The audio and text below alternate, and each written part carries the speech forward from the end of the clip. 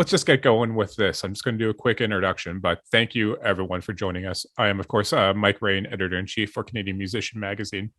More importantly, my guest today to talk about all things music supervision and sync licensing is Cody Partridge.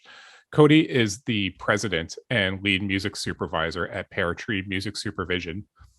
Over the last decade or so, Cody has had over 150 credits that demonstrate his versatility in navigating music clearances and placements in all forms of media. Some highlights of his recent credits include Letterkenny, which the huge cult hit show is so funny, but Letterkenny, Schitt's Creek, various advertising campaigns with the likes of TELUS, Canada Life, Scotiabank. Cody is also on the board of directors for the Canadian Guild of Music Supervisors.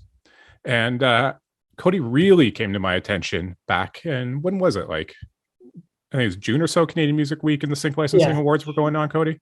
Yeah. But Cody kind of cleared the house at the awards that they took home a handful of them. Took home 4 awards at this year's Canadian Sync Music, Canadian Sync Music Awards.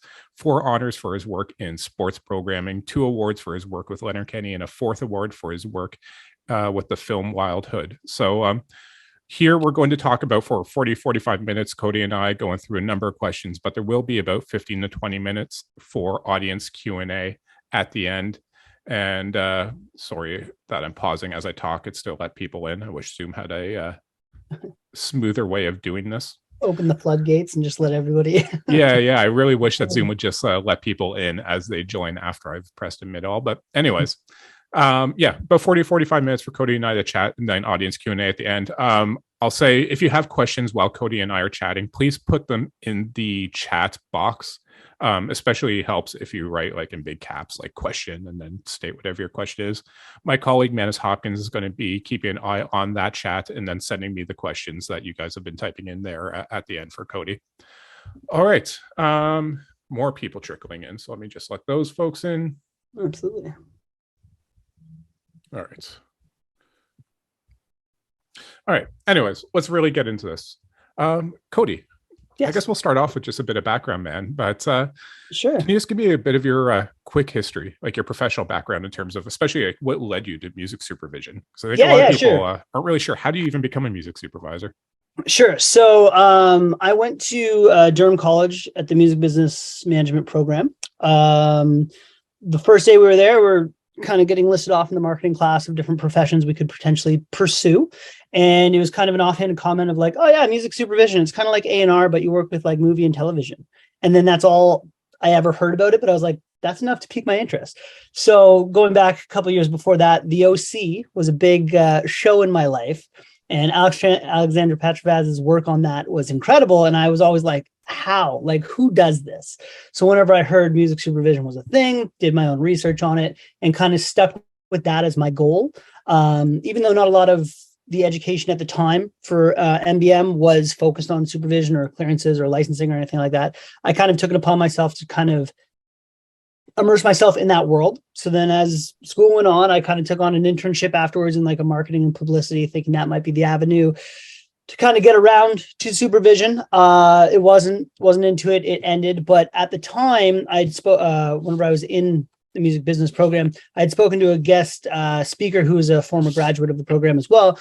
And I mentioned, I want to get into music supervision. And she's like, oh, actually my office shares an office space with a music supervision company called Instinct Entertainment with Michael Perlmutter. They did Degrassi, they Handmaid's Tale. Like they're also, he's the grandfather of music supervision, if you will. So whenever I finished the internship with the publicity company, I actually on my last day, I got an email being like, hey, from Instinct saying, hey, we need an intern for the summer. Are you available? And I was like, absolutely. So I went and did that. And on my first day, they brought me in to load music into their new Mac desktop and say, okay, just load CDs. On the first day, I got like the 6th disc I put in stuck in the CD drive and broke it. So they're like, shit, we got 2 months left. What do we do with you? And that was actually probably the best thing that could have happened to me, because then basically what they did was they shelled off all the work they didn't like doing in the role of music supervisor to this eager young little intern. So I got to do music cue sheets. I got to learn about licensing and negotiating and how all the paperwork works and kind of the admin side that, whenever I wanted to get into music supervision, I thought it was a super sexy role. Whatever I was listening to, I'll just slap that into any production. And like, that's the cool thing. That is not how this world works at all. And that's the harsh reality. So I got thrust into kind of we'll call it the unsexy side of music supervision, but I actually found a passion for that side more than the creative side necessarily. Mm-hmm. So that actually benefited me as we progressed, because then that internship ended after 2 months. I was working at an old folks home. I was like, great, I'll pick up full-time shifts there and still try to navigate. Nothing was kind of landing. So I went and worked at the CMRA for 6 months. That again got me the admin side of learning about royalties and distributions of royalties and how that whole back end works. At the same time, I was harassing and emailing as many supervisors in the city that would take my email and setting up kind of, old school lunches of like, I'm going to put a suit on. One day I'm going to take a sick day from the CMRA, put a suit on, go down to Toronto and literally walk from door to door, knocking on doors of people who do, post-production houses who have supervisors, et cetera, et cetera. So I grinded at that, and I had the pleasure of coming across a man by the name of David Heyman, who at the time was working at Vapor Music. And we had a lunch, and it was a great lunch. And I guess I made an impact. He's like, yeah, you know what? Let's make an internship spot for music licensing, music supervision. And I want you to be the first one. And I was like, fantastic. So basically my CMRA job contract came up on 6 months. I was like, okay, see you later. I'm going to go work for free. And all the meantime, I was holding that job at the old folks home to kind of keep paying, what I needed to whenever I was younger. And I worked there for about 6 months for free. They covered my GO train, but otherwise, and then basically any other day I worked at the old folks home. I think for a year, I worked 364 days to try between the internship and working to try to just, get the foot in the door. Mm-hmm. And then it kind of came to the point where I was like, okay, see you later, as many internships do. And I was a little devastated, but it was what it was. So I went back, worked full-time at the old folks home for about 3 months. And then David ended up actually leaving Vapor and starting his own company called Supersonic. Again, I had a relationship with him. So I just hustled and knocked on the door until finally he kind of started being like, yeah, okay, take the stuff I don't want to do. Back to that same thing as it happened on Instinct. So I found my niche of the paperwork side. And then basically I stayed with him. I got another job. I started kind of doing parallel career paths of working for next to nothing in the supervision world because it was the passion. I got a job at the bank, started climbing, started becoming a financial advisor, and was like, if it never materializes, at least I got a plan B. And then David was like, hey, let's go full time. I was like, absolutely. Quit the bank without even thinking, and started with him. And that was October 2013, I guess.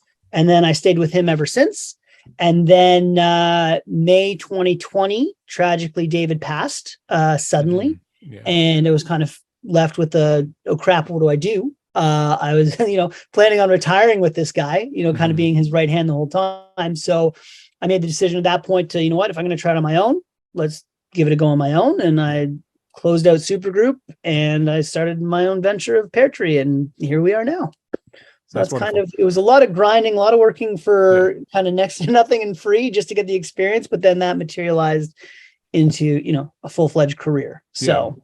No kidding. Even though it was precipitated by kind of tragic circumstances with David, you've had a hell of a run with Pear Tree in the last couple of years. Yeah, it's been 2 years and it's been phenomenal. Like it's been like, incredible. And I'm a one-man show over here. So it's been a lot on my shoulders, but it's been great. So in terms of first clarifying, when we throw out the terms music supervision, music supervisor, sync licensing, I think most people watching will have at least a pretty good general idea of what it is. But is there any, and they'll largely think of the fun part, choosing songs to go in films and TV and that kind of stuff. But just kind of like a real quick synopsis, but like, are there any misconceptions or additional parts to what you're doing that people often don't think about?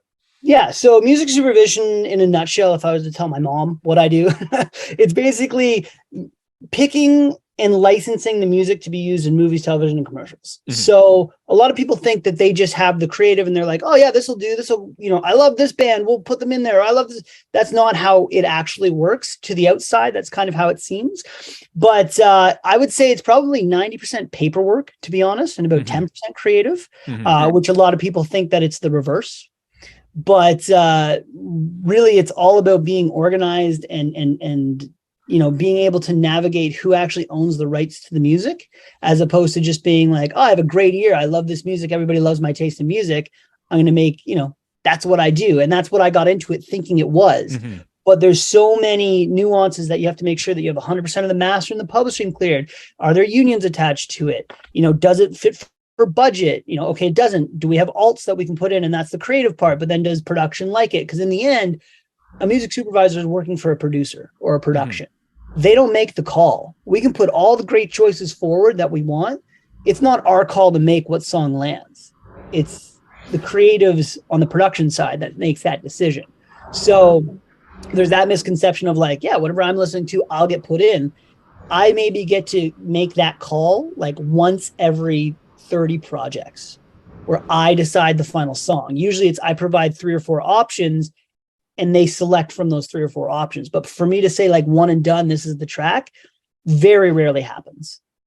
Okay. So where in the process of getting a song chosen, but then licensed for and I'm guessing this is going to be different whether it's a film or a TV show or an advertising campaign. So maybe it's kind of multiple quick answers here. Sure. But where in the film production process do you come into the fold?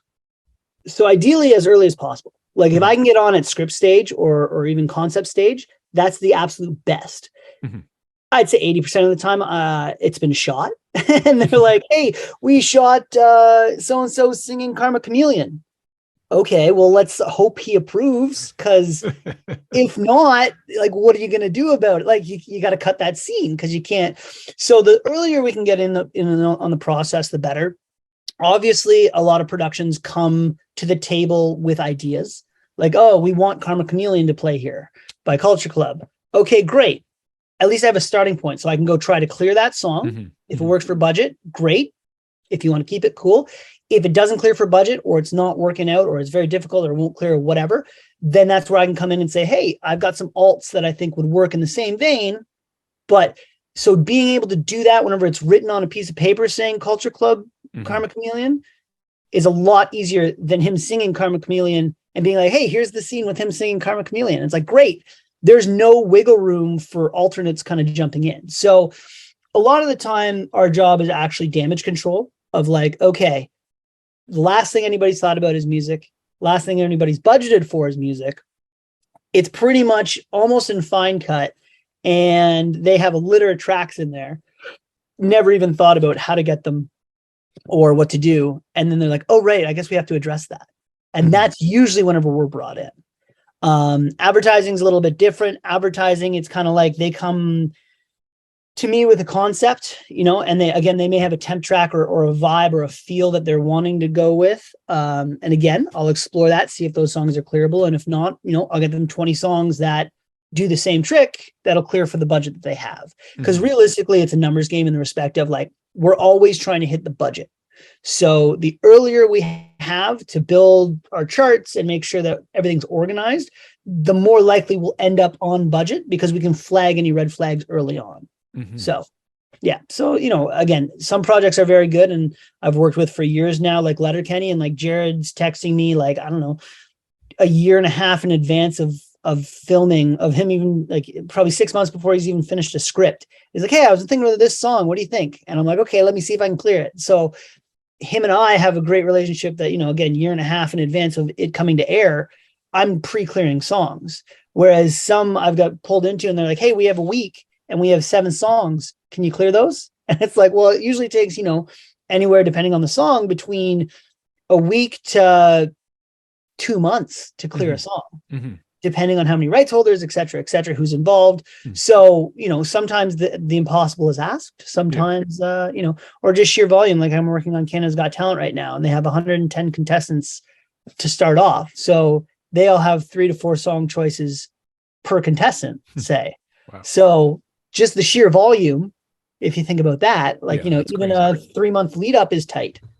Yeah. So just because of volume. So anyway, and to clarify, another thing that I think a lot of people get mixed up is when we're talking about music supervision and sync licensing, we're talking about songs in the popular sense. We're not talking about score and production. Yes. Correct. So it's basically like song. So again, to add to how I would describe it to my mom, I license and place music that exists in the world that you may hear on the radio or, wherever it is, into film and television and commercials. I'm not writing anything. I'm not necessarily having things written for, because if a production wants a jingle written for an advertisement, for example, they'll go to a post-production house. They won't go to a supervisor. Whenever they come to us, we're there to source out music that exists in the world that would marry very well with the picture they've created and enhance whatever they're trying to get across. And that's the same with television and film as well. I think a lot of people's impression of a music supervisor is you must have some crazy encyclopedic knowledge of music and be able to just be like, oh, here's a scene. I know a song that would go with the mood of that scene or that kind of stuff. Is that the case? Like, how often are you drawing from your own well of song knowledge? Yeah. And I mean, I've been doing it now over a decade. So it's like, I've been doing it long enough. I mean, again, at the beginning of my career, I was very much just the paperwork kind of side of things. So like, especially with taking on Pear Tree and being the one man show, I've now fully dove into that creative aspect. And to do it, yes, I think that, definitely I have a strong library of music that I've collected over the years. So like, we're talking millions of tracks legitimately that are just there. And then you pull back from, oh yeah, I licensed this artist 7 years ago for a scene similar. What else do they got? What's new on there? Or I've got this or I've got that. A lot of times too, I utilize the relationships I've built over the years, and I kind of reach out to independent artists or sync reps or labels or publishers and just say, hey, here's the budget I got. Here's the reference I got. Here's the scene description. Do you have anything that you think might fit that vibe? And then I get, fresh, another 300-400 tracks that I sift through and pitch 10. Right. So it's kind of like trying to mitigate it so it doesn't get too overwhelming, but also having enough to choose from that I'm not just pitching the same 10 tracks all the time. Yeah. And every scene's a little different. So yeah, you have to pull on the memory. You have to be like, oh, right, last time I did this EDM scene, I used Hospital Records in the UK. Okay, great. Let me go back there because they may have a new whatever. Or I use this independent artist. I was like, okay, for example, I need to replace Soul Bossa Nova. Well, I've been working with this guy who does jazz music for years, and he's just an independent guy from New York. And so I hit him up. I'm like, hey, I need Soul Bossa Nova. You got anything? And he's like, yeah, I think I got some stuff. So he sent me those. And I did that to 3 or 4 other independent artists that I've worked with over the years, just as an outlet, because instead of me trying to sift through all the music that I have, I get it resent to me. Or if it's been pitched to me in the past, I use my email as kind of a search engine. So I type in Soul Bossa Nova into my email. Whoever has referenced it as, hey, I have music that sounds like, Quincy Jones or Soul Bossa Nova. Then I go to those emails and I pull that fresh. And then that starts to build a new folder for that specific scene. Okay. So it's just managing a lot of files. And like you said, having the mindset of like, where did that source from? Who else can I go to without having to cast too wide of a net and then being overwhelmed? So, yeah. And I see some questions coming in the chat. Keep them coming. Like I said at the start, we're going to, but a lot of people have joined the webinar since I said it. If you have questions while Cody and I are chatting, put them in the chat box. It especially helps if you put like question in bold type or caps to start it off. So my colleague Manus Hopkins can pull them out and send them to me at the end. I know the big question in any talk about music supervision and sync licensing that's directed at musicians, it's always about how can independent musicians get their music and music supervisors. So rest assured, we're going to get to that. And kind of related on that note into something Cody was just talking about, but when it comes to relationships, like how much are you relying on existing relationships with labels, publishers, independent artists, people I've worked with them before. I know that I can work with them quickly to get something licensed and cleared.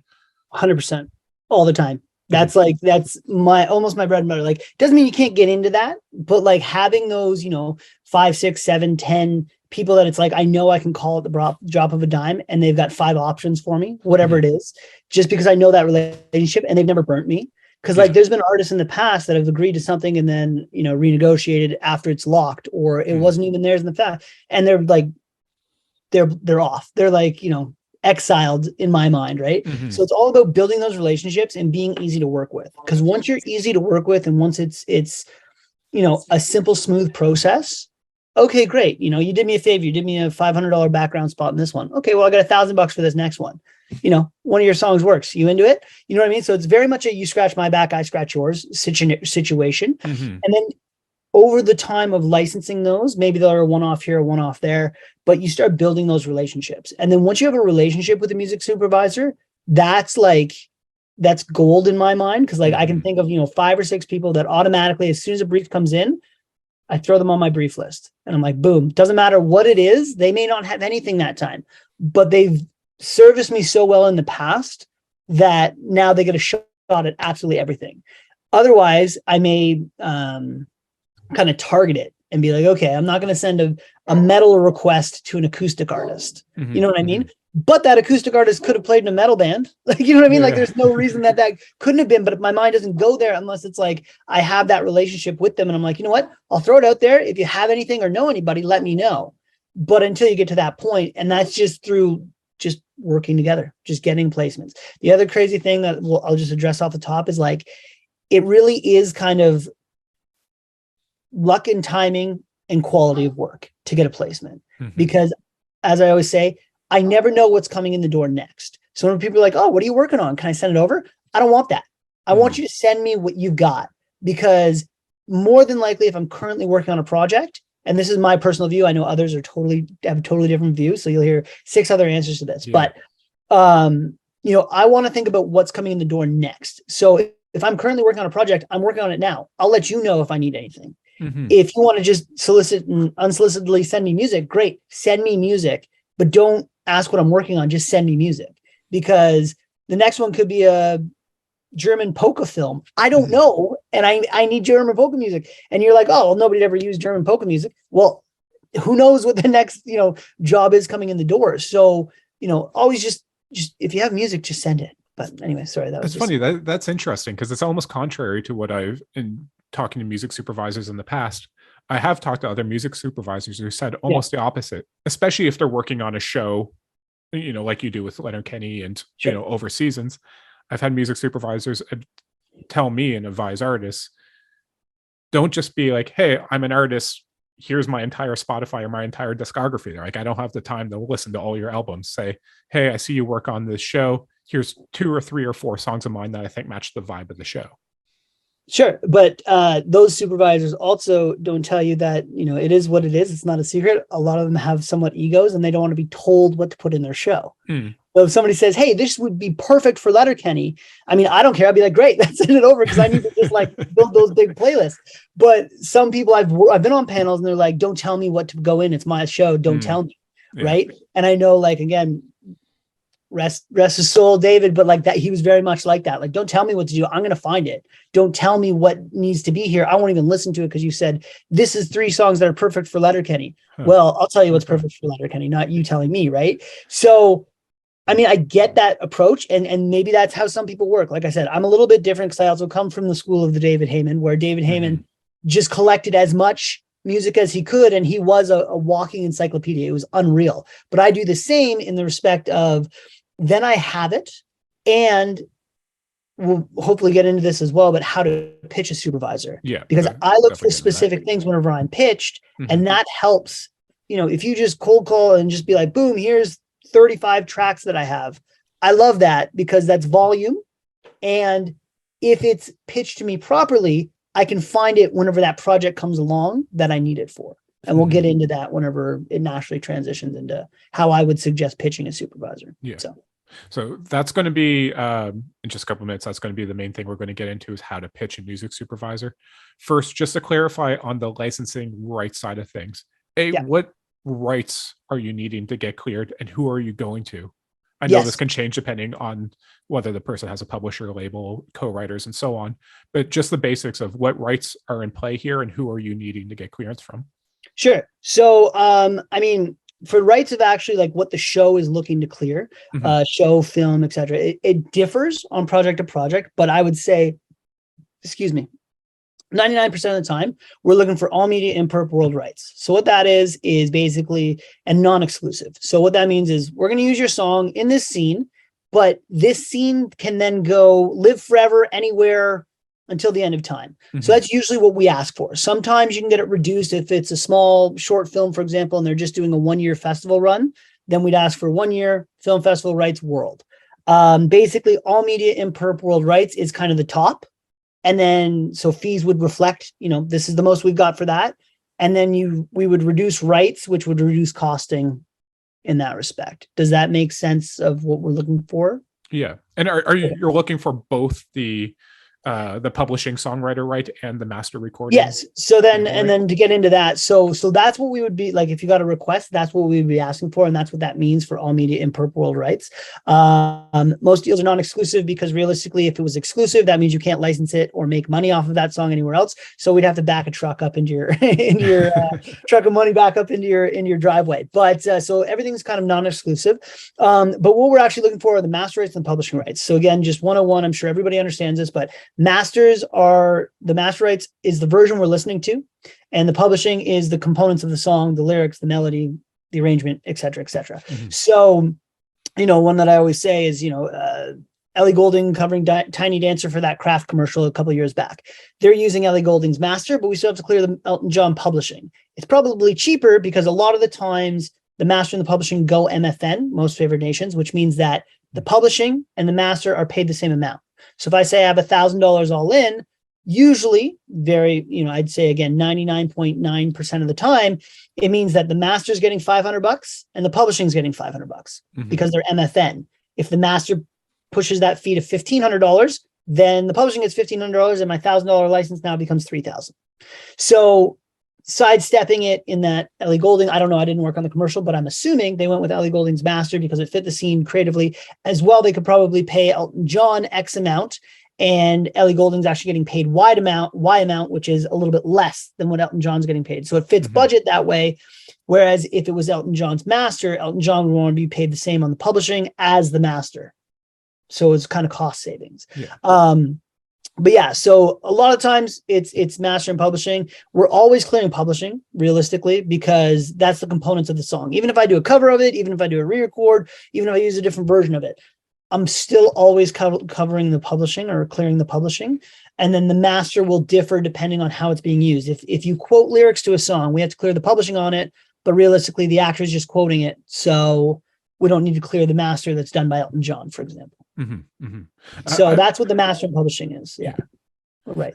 On that note, I've also, in these types of conversations, have music supervisors say, even though a lot of indie artists may think that they're at a disadvantage when it comes to sync licensing, they're almost at an advantage because A, their songs are more likely to be cheaper than an Elton John song, and B, there's probably fewer people with their fingers in the pie in terms of publishers, labels, and other rights holders. They're just easier to deal with. Have you found absolutely? I mean, being able to deal with a writer or an artist directly is very much favorable in the respect of there's no gatekeepers. So first of all, there's no gatekeepers. I'm dealing with the person who owns the rights directly. I can plead my case. I can explain the situation. We can discuss it. Plus, I know the money is going directly to that person and it's not funneling through a label. Then they pay out, and if it's a recoupable, they may not pay out at all or whatever it is. So that's great. A lot of the times independent artists are one stop, or it's low hanging fruit that they wrote with their buddy. So it's like, okay, great. Give me their, we can connect, everybody connected directly, as opposed to it being like, okay, BMG's involved, Universal's involved, Sony Music Publishing's involved, and Warner Chappell's involved on the publishing side, and Universal has the master. So there's 5 different parties that I have to deal with that are all gatekeepers, that are all trying to make as much as they can because they have quotas to hit, or they have to protect the value of that song because it's a mega song or whatever it may be. Working with independent artists, it's kind of like, again, I can work with them directly and we can hash it out. We're not working with conglomerates. So that does absolutely give independent artists the advantage, because a lot of the times, we may have what we called as Supergroup a tent pole song, where it's like, that's the one that draws the attention. That's your Elton John song, if you will. But say 60% of the budget goes towards that Elton John song, and you still have another 10 songs you have to fill in with, radio, background to the bar, blah, blah, blah, blah, blah. That's all going to be independent music because, like you said, we're spending 60% of the budget on Elton John. We have 40% left, but we have to spread that over another 15 songs, 10 songs. But we can work with independent artists and say, okay, hey, we've got $2,000 for this, or we got $500 for this, depending on the context of the use. But we can, again, work with them directly, and we don't have to worry about there being any big conglomerates in the way. Yeah. So, yeah. And honestly, I would say out of what I license, I would say 80% is independent artists. Okay. And when we're talking about the licensing of independent songs by independent artists, what are some ballpark figures in terms of the money, the cost of that license that then gets split up? Sure. So for TV shows and film, I would say like a deep background, like, it's kind of not inaudible, but it's kind of filling the space. Like, it's just kind of like the background of a bar whenever they're all chatting in their glass, they're clinking in that, but there's a song in the background, for example. That's probably around like, say, $500 for an all media and purple world rights. And that's all in. So $250 for the publishing, $250 for the masters. That can range, we'll say $500 to $1,500 roughly, depending on the budgets. And this is for Canadian productions as well, just because US, you hear all these crazy numbers. Canada is a totally different beast. Feature moments. So if it's kind of montagey or anything like that, you can get anywhere upwards of, say, $3,000 to $5,000, if not more. But really, it all depends on the budget that the production has. So like, I just did one show and we had an astronomical budget, something that was like, I don't know, what was it? 8 times my regular budget. So we were able to kind of do, hey, we'll get this placement for you and we'll pay you $5,000, which would usually pay $500. Right. Nice. And then I'm doing projects that have like, I think I had one that was a short film that has like, hey, I have 12 songs and I have $2,000 and it's a short film. So you do the math. That's almost less. Well, it's less than $200 a license. Right. Yeah. So it's kind of like us as music supervisors. That's one of our our biggest kind of hurdles in our job is navigating budgets and trying to figure out how to stretch it to get the best quality we can without offending anybody, and just trying to make it so productions are happy with what we produce, and the rights holders of the songs are happy, because again, we don't want to offend anybody, but we've also got what we've got to work with. And that's just kind of what we've got. Yeah. And is that price that you're offering pretty much irregardless of how many rights holders are involved? Like, it doesn't matter if all that money is going to go to one independent artist who owns all the rights, or going to be divided up among 8 co-writers and entities. It's just like, this is the price divided up however necessary. Yeah. Because a lot of the times whenever I come to an independent artist, I don't know who's involved. Yeah. I just found their contact information, however it may be, through these panels, through these, whether I'm doing the research on my own and I find on Facebook. And that's one thing that I just want to also just touch upon as an independent artist. Make sure your contact information is available on all your social medias. Facebook, Instagram, good tip. Bandcamp, whatever it is. Because if I'm researching an independent artist and I've, maybe never heard of you, or it came across my plate and I'm like, I don't know you, and I'm trying to find your email to reach out to you and I can't, it's the most frustrating thing in the world. So like, make your contact super easily available, because that's where we have to reach out to you to clear the rights. And if I can't find you, then I have to send you a message on Facebook. Be like, hey, what's the best email to contact you at? And then it kind of feels scammy because some person's like, hey, I want to license your song for this Canadian television show. Like, send me your email. And it's like, it feels scammy. So make your emails super easily available. That's one thing that I've been meaning to say on things that I chat on, but I always forget. But yes. Sorry, what was your I'll just add to that, as a media member who's also tried to find contacts for indie artists who I thought might make a good interviewee on a particular topic or whatever it might be. It is also immensely frustrating when you can't find their contact info or anyone connected to them, and eventually just move on to somebody else. But, like at one point, my wife was like, oh, let me help. And she ended up doing whatever she does to creep Facebook, and she found the person's wife, and then we connected through there. But it's like, it didn't need to take us 6 hours to find this guy's email. So anyways, but the question you asked was, the offer that I'm offering, whether it's one writer or with 6 writers, is it the same? Yeah. So until I actually get to the point where I'm connected with whomever is representing the song or a writer on it or whatever, I don't know who's involved in it. For the majors, I get it because, I can go to ASCAP, BMI, MLC, SOCAN, whatever it is. It's all registered. And I'm sure that a lot of these independents are registered as well, but they may only pop up in SOCAN. And if I don't know the writer's name and I only have the artist's name and it's not the same, it may not pull it up. So until I get a hold of them, I don't know. And at that point, I've only got the budget that I've got. Right. So in my mind, I'm offering it. If you can do it, great. If there's 6 splits and everybody ends up getting $16 or something like that, I understand that it may not be doable, and that's fine. And we move on. And that's life. There's always contingencies built in whenever we're placing music. We make sure we have a couple options, because you never know when somebody says, absolutely not, I don't license music, or, you can't get a hold. Oh yeah, I wrote it with my buddy, but the band broke up and there's hard feelings and I haven't talked to him in 12 years. Okay, well then we're not going to, mess with that. That's fine. We'll move on. Or do you have anything else that, may work that's similar that he's not involved in, for example, or she's not involved in? Yeah. So that's kind of, I don't know if that kind of helps. We have the budget that we have. And I guess as a supervisor, we're not thinking about how it's going to be split on the back end. We're thinking about, we've got this much. Yes or no? Can you take how it gets split in the back end? Is it your problem? Yes.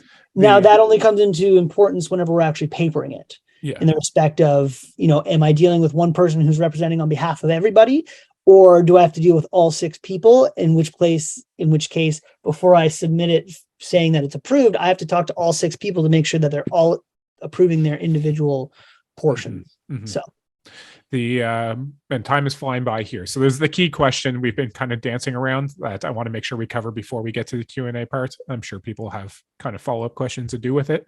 But that is, of course, how independent artists pitch you or other music supervisors. Yes. There's different ways we can approach this, but let's just start off. Can you describe the perfect pitch from an independent artist you've never worked with before? Yes, I can. And this is for me. Okay. And I want to preface this with everything that I'm saying. I do things, from my understanding, after chatting with my colleagues and all that, I do things a little bit differently than them. So they may disagree. They may have a different approach. Again, we've already touched upon, I want it all. They want 2 or 3 selected for what they're routinely working on. So what I look for in a pitch is, first of all, I don't want a novel. Okay. I want something quick and concise with hyperlinks. So it's like, hey, saw you on this panel. Feel free to download my music here. It's blue. Great. I get to click on it. It's done. Maybe a quick blurb about yourself, or whatever you want to kind of put in, but don't make it more than, I don't know, I don't want to scroll, for sure. Ideally the message and your signature line are all in one quick glance. That's what I want. Now we're going to get on from there, because you're like, oh, that's not enough information. So first of all, whenever you're sending links, make sure that those links do not expire. So use a Disco, use a Google Drive, use a Dropbox, whatever you want to use. Don't use WeTransfer. Don't use anything that expires. And we'll get to why in a minute. But basically, I want that quick little blurb so I get a quick feel and I know exactly where to hit to download the music. Then what I personally do is, a lot of the times I may not even download it right away. I may download it right away. It all depends on what the workload is right now. But below your signature line, what I look for is people flagging or calling out artists that they're similar to or inspired by. Now, the reason I say below their signature line is because if you put that in the body of the email, it's going to be a novel. Most likely, because maybe you do 10, 20 artists that are similar to, or you've been told that your song sounds similar to, or every song's a little different and they all have inspirations or sound similar to, whatever. And you have 10 songs on your playlist, and each 10 song has its own 8, 9 artists. That's going to really clog up that initial email, which, like I said, that's intimidating. It's too much for me to read through. I'm not going to do it. But what you do is, if you do that below your signature line, all that information is there. Because whenever I get in a new project and say there's a temp track in there and it's Nina Simone, the first thing I do is I go to my email and I type in Nina Simone. It will pull up every email that references Nina Simone. So if you've pitched me music, right, your email is going to come up and it's going to be a small little blurb. And I'm like, great. Where's it say Nina Simone? I don't see it. I'll scroll down. Boom. There's your meat and potatoes, if you will. But I don't have to look at it initially, so it's not overwhelming. Then I'll click on the link. Now, whenever that job comes in, I don't know if it's next week. I don't know if it's 6 months from now. I don't know if it's a year from now. So if that link has expired, I'm moving on. I'm not even thinking about it. It's just like, okay, great, it's dead. I'm not going to email you back and be like, hey, can you resend me the? It's not going to happen, because I have so much content coming in. And a lot of times I'm just in a rhythm and I'm going. So as long as that link doesn't expire, I'll click on it and I'll freshly download it. Now, I may have already downloaded it at some point whenever you first sent it over, and it's sitting in my iTunes in a folder that's subcategorized based on the genre and the male, female vocals, et cetera, which I will reference again for this project. But now I'm basically building a brand new folder for this Nina Simone replacement. And I'm doing that through, 10, 30 emails, whatever it is, until I feel like I have enough content that I can sift through and find 10 options that would work. Then I'd go back to my already pre-downloaded stuff and I'd start filling in that folder as well. So, hopefully I end up with 100 plus songs for the one replacement of the Nina Simone track. And if you send it to me earlier, then realistically your song, if it's good and I really think it works, it will probably be in that folder twice, because I automatically just download whenever I go back and use it as a search engine, but then I sift through my iTunes specifically listening to see what I can get. So if it's in there twice, there's a very high percentage that it'll make round 1, 2, 3, or 4 of my pitches. So that's my kind of process. So I guess just in a nutshell, don't overload information in the email. Keep it nice and simple. Hyperlink your links that do not expire, and put all the content you can to describe references to your songs. You can do moods. You can do, again, artists are big because we're always given temp tracks. Whenever a production comes to us to work on a show, they're like, hey, we have blank in there right now. The Beatles, Nina Simone, whatever it is. But we only have, $3,000 for the spot. Well, that's not going to clear any of those artists. So we have to look for alts. So right away, we have something to start with. And if you match up with that start, there's a good chance that I'll pull your music again. So, and again, for me, it's very much, I work in bulk. I don't look for like one song to pitch or 3 songs to pitch. Like I want to pitch 10 or 20 to production on every round, because to me, the creative process with productions, some supervisors, again, that I've worked with have like kind of said like, no, your ideas are awful. This is the song you want. And that rubs productions the wrong way. And like, I've been in those conversations. I'm like, this is really awkward and uncomfortable. What I find is if everybody feels like they've contributed, things go a lot smoother and people are more invested in the project. So instead of me saying, hey, pick from these 3 songs, and if I say, hey, pick from these 10 songs or 20 songs, then the producer or the editor actually feels like they have a bucket to choose from, as opposed to being told you have 3 options, choose my 3 options. It's kind of like, hey, here's a basket. Do you like anything in here? If not, we can go for round 2. And they actually get to creatively be involved instead of being told on their creative project what music they're going to use. Yeah. So yes. Does that answer? Yes. One important thing, and then we're going to get into the audience questions, is metadata. Again, this is kind of drawing from previous conversations I've had, but you mentioned, you'll download the music that's sent to you in a pitch, put it into categorized folders in iTunes. Can you talk about the metadata in a song? So when you pull up the little info tab on a song in your iTunes, the information that you need there, that's going to make your job easier in terms of who the rights holders are, album, artist, year, and all that kind of stuff. So first and foremost, your contact information. Because I don't know where in this, like, again, we get literally hundreds of emails a week of people sending us music. So even if I listen to it, even if I'm not necessarily going to remember in 6 months where it came from. So it needs to have a contact information either in the notes section or wherever you want to put it, but just be like, for licensing, contact blank. If there's splits on it. So, hey, there's 4 writers, we each have 25%. Here are the writers' names and here are the 25%. And then if there's any representation, are they self-published? Can you represent? Is it a one-stop? So I know if I email you, you can sign off on behalf of the other 3 writers as well. Is Sony Music Publishing involved? Okay, great. That doesn't hurt. I just need to know that in advance, because the worst thing I can do is work to get a deal done for, say, $500, $1,000, and then all of a sudden a major's involved and they have their minimums, and that just blows the whole budget. That doesn't make me look good. That doesn't make the person who pitched it to me look good. And basically, it's like, okay, I can't trust you. It's awful to say, but because there's so much music and content being punched out there, it's somewhat cutthroat of like, if you screw me once, we're done. Like it's kind of one and done. Don't blow it, basically. So yeah, but metadata, having that information is so key. So splits, contact information is the number one most important thing that you have to have in there.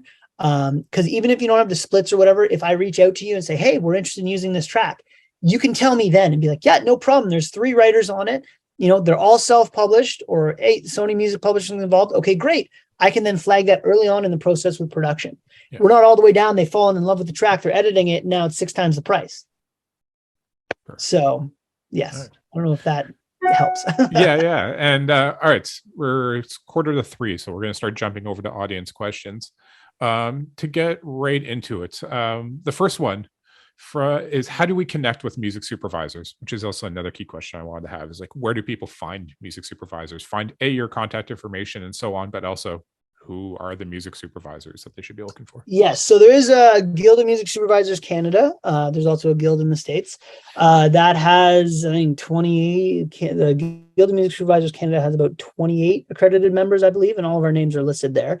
There aren't contact information for us there, but at the same time, if you're looking to get your music placed, do a little bit of research. It's better than it being handed. Like I've had people reach out to me and not know a thing that I've done or whatever. Mm-hmm. And it's clearly just a blanket copy and pasting email. And that's laziness. And that's, again, turns you off of like, okay, well, you don't even know what I'm working on or what I'm doing, or, whatever it is, you just clearly copy and paste and send to everybody. Or like, mm-hmm. I've been BCC'd with them sending it to themselves. I'm like, okay, I know this went out to like 12 different people. Like, mm-hmm. what? Anyways, so that's where you can kind of source names and then just start Googling, find, I'm sure that all of us have contact information somewhere on the web. I can speak for myself. Like I have a website at peartreesupervision.com. Like click the contact button and it auto fills your email with my email. Like we're not wanting to be found. Mm-hmm, mm-hmm. It's just, there's no like directory at the moment that's hey, whatever, here's all the emails for all the supervisors in Canada. That's not necessarily, or the States. I know the States have like thousands of them out there, mm-hmm. but they're also, a number of them are also listed on the Guild website, the US Guild website. Yeah. But I think there's about 28 of us in Canada who actually do it and have enough credits to be accredited or whatever. So yeah. And I mean, also I've talked on many panels. I don't really care, but I know a lot of supervisors say email, don't go through their social media. Don't go through their personal social media. Don't go through their business social media. Find their emails and email them like a professional rather than going through. Now, with that said, there are some instances where if they make it impossible to find you, like I spoke to earlier about trying to find independent artists, there may be the only option is going through social media and hitting up their Facebook Messenger or Instagram Messenger. Because like, I know as a supervisor, whenever I'm trying to get a hold of an artist, it's my last resort is going through their social media. So with a supervisor, just try to find their emails and do it professionally. Because the other thing too about that is it puts it in our emails. So whenever I use it as a search engine, if we had been talking over Facebook, I'm not going to pull up your stuff. Mm-hmm. So. Mm-hmm. Next audience question. I'm not sure if this really applies to us, but the question is, do you primarily use libraries or services like Taxi, or do you usually deal directly with the composer? Libraries would be mostly dealing with like score and production music, right? Which isn't. Yeah. With that said, sometimes it's needed. So, sometimes we do need to fall on there. Like for a lot of classical pieces, for example, we go to libraries. Sometimes it's just budget friendly. Sometimes there's blanket deals that those libraries have with different productions, like a Netflix or like a CBC or something like that, where they're free to use. So sometimes we do lean on those. Okay, good to know. Me personally, I try to keep as much, I would say, as much as I can, authentic music. I don't dabble in libraries often, and I try to avoid it if possible. But again, but most cues in libraries in that sense are from composers, not necessarily performing artists, I guess. So perfect. Next question. It's from Michelle Weiss Maslin. She says, hey, Cody, nice to see you. I hope you're doing great. But how much CanCon must we use per project these days? That's an interesting question. As far as I know, there's no actual legal requirement. Okay, so CanCon doesn't apply to the music that's used within a Canadian show. Yes. No, I mean, because I think radio is what, 35% or? Yeah, it changes according to their CRTC license, but it's getting up to the regular is like 25 to 35%. Yeah. So there's not any actual mandate. However, I try to license as much Canadian content as I can because, again, that was a David Heyman thing that kind of rubbed off on me as I move forward of, he would try to license as much Canadian content as possible. And I've just kind of followed that forward of like, if it's independent artists, I would say out of 30 songs I send, 28 of them are Canadian. That's my goal because why not support Canadians? So. Yeah, absolutely. Yeah. Next question is, how important is it for us as musicians or songwriters to use Disco to help organize tracks and send music to music supervisors? Yeah, so Disco is a great platform. Absolutely. Some supervisors I know will only do Disco. I just want to be able to download it.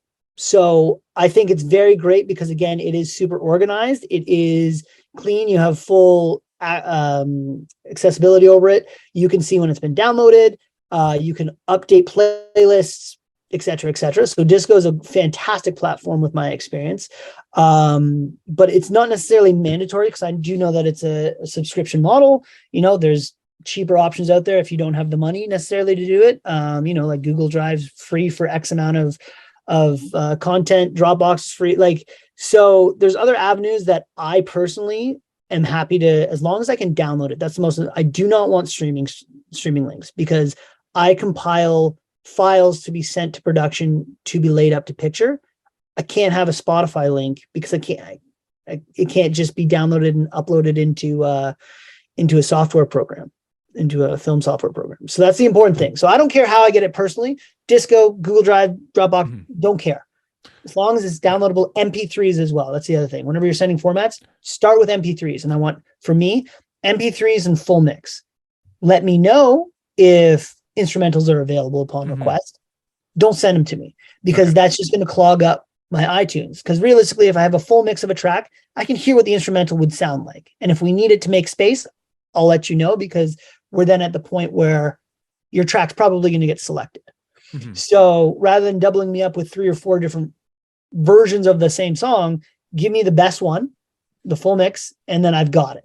Yeah. I want to start with MP3s as well because waves are so large, they're needed for the final mixes. But until that point, we can play with the MP3s for as long as we need to.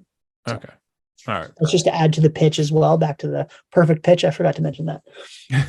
On what file? I was wondering that actually I meant to ask it when you were talking about downloading the iTunes and that, whether those downloads actually get used in the show, and if so, what resolution do you need for the songs and so on? Yeah, so we start with MP3 to kind of get all the way through the process, and then as soon as we hit mix, it'd be an email to be like, "Hey, this is looking like it's going to land. Can we get a high-res WAV file?" Okay, good to know. But don't send those till we need it because you also can't put metadata in the waves. So good point. Next one is, how would someone with a similar skill set working in a parallel side of the industry break into supervision? So, like, for example, I guess if they're working on the other side of the coin, because I mean, again, we're the connection between the film production and the music, and then there's the music reps who are music and rights holders, and that's where we meet. As to get in, I that's a very good question. You may have stumped me. Yeah, I mean, the thing is, the connections, realistically, if you're looking to get into music supervision and you do work on a parallel side, you'll know supervisors because you'll have worked with them for years, or maybe not years, but as long as you've been in that role. So honestly, I would try to see if you can help out on projects with supervisors that you regularly work with. Flag that you're interested in trying to make the transition from the music side to the production side. And really, like, the biggest thing with supervision is you need the experience, and it's like everything else in life. You need the experience, but how do you get the experience if you don't have, the resume to get the experience? Like how it used to be whenever I broke into the industry is it was always teams of 2. There was the supervisor and the coordinator. That was like everybody had a supervisor and a coordinator. Like I can think of Michael and Jeremy at the time at Instinct, David and Heather at Vapor. Like I can name every single 1 and 2, right? Which now it's kind of a hybrid model where the supervisor does it all. Yeah. But it doesn't mean that they can't have assistants.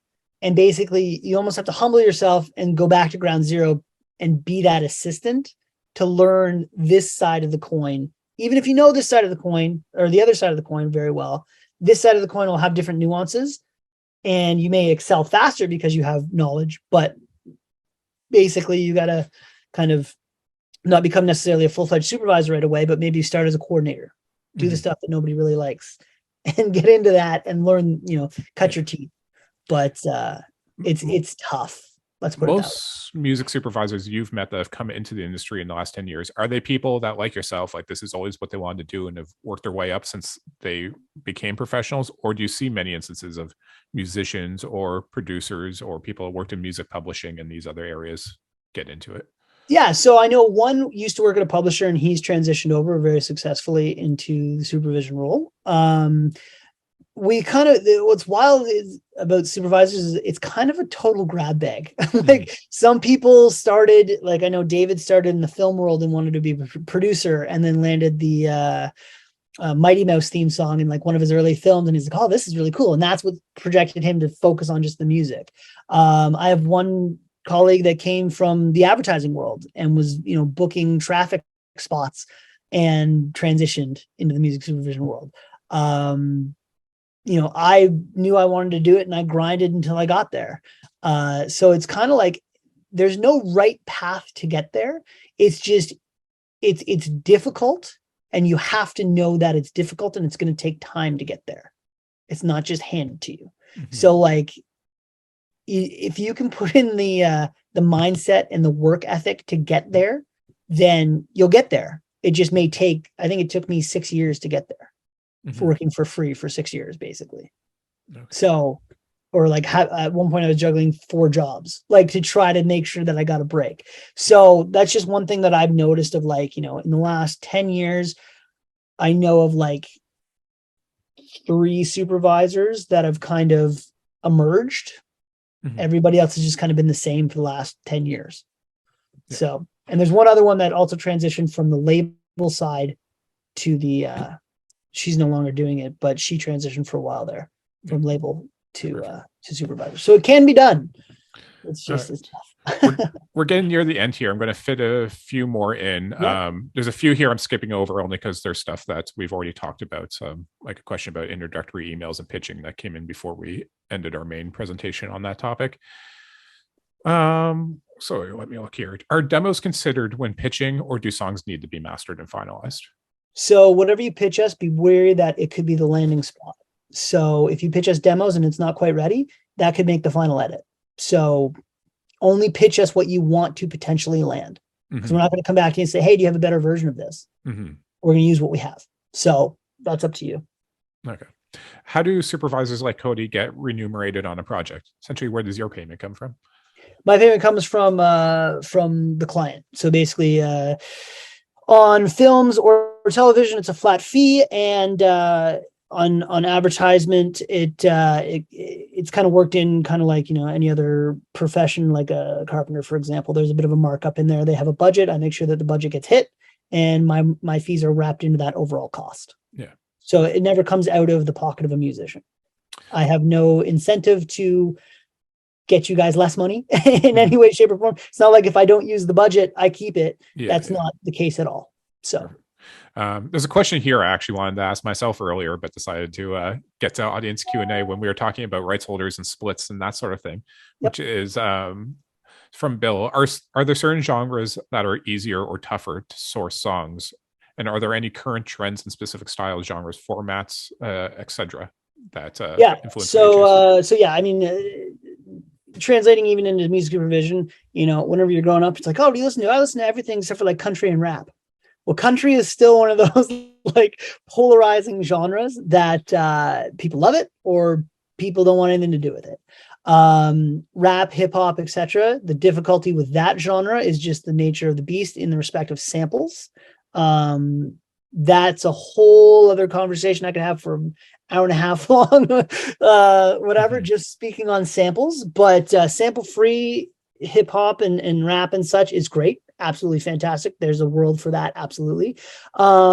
Trends. I mean, realistically, I find right now in advertising goes through some trends. So like, for example, for a couple of years there, they hit upon what we called sadvertising around the office, which was like, you get those sad, heartfelt, heartstring pulling tracks. And then they went into kind of the covers of big bangers from the 60s or 70s and 80s. Then they went into the authentics of the 70s and 80s. And now it's very much like what I call is a payoff lyric I've found. So basically it's like a strong instrumental that drives the spot along.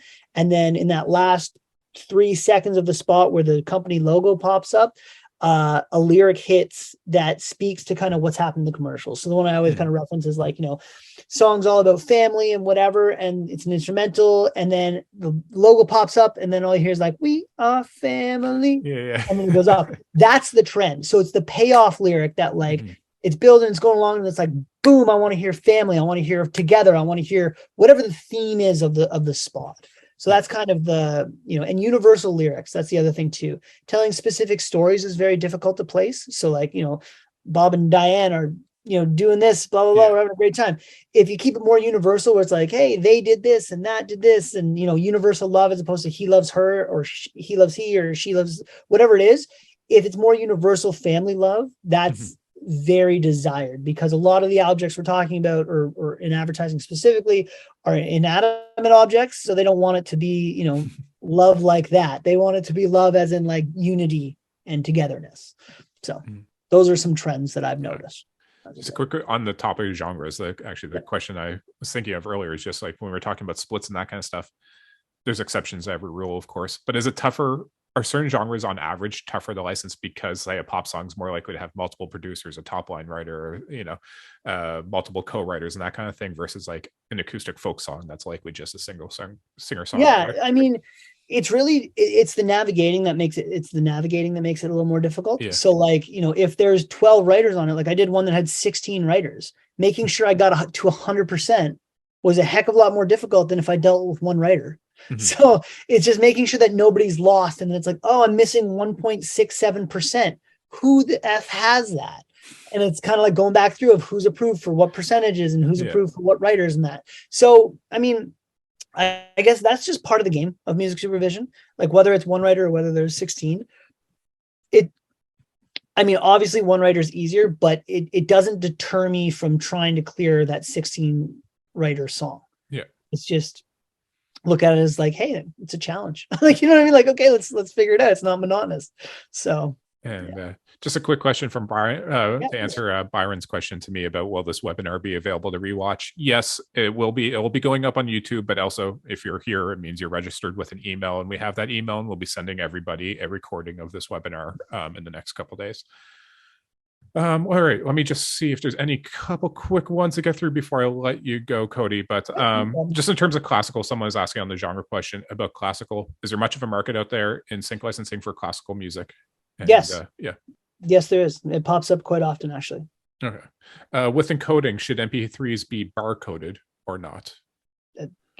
Honestly, I don't know what that means. It doesn't really matter to me either. So. I was like, maybe you know better than I do. All right. Let's see. With giant corporations buying classic artist catalogs, are sync fees going up or down? I think like everything else, inflation and such as well, they're going up a bit. There's still some, we'll say it's going up. I mean, I don't know necessarily that it's with the corporations buying up the catalogs, but I have noticed that sync fees have gone up in the last 5 years from what they were. Cool. And there was one last one that I thought I saw here. Apologies if I have to skip over it. Lots of people saying great session. So that's kudos to Cody.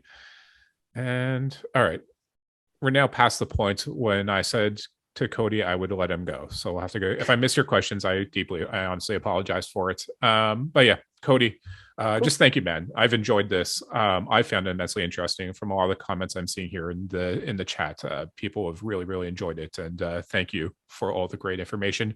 That last one was about sending you information. You said there is a contact tab on your page that sends an email to you. What's the Pear Tree Music Supervision website again? That's it. PearTreeMusicSupervision.com. PearTreeSupervision.com. PearTreeSupervision.com. Yeah. All right. Yeah. And I do want to apologize in advance if you guys do send me emails. I may not respond because, like I said, it's a one-man show. I've got about 30 projects on the go. So I'm like right in the heart of a very busy season. But know that I am getting them. I will get them downloaded, and I've kind of gone over my process. So even if it's not right away, when the duty calls, I will definitely get to them for sure. Okay. Beautiful.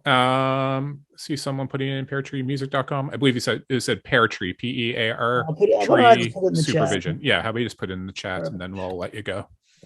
Oh, I see Manus got it there. You know what? Why don't I just make it? Yeah, okay.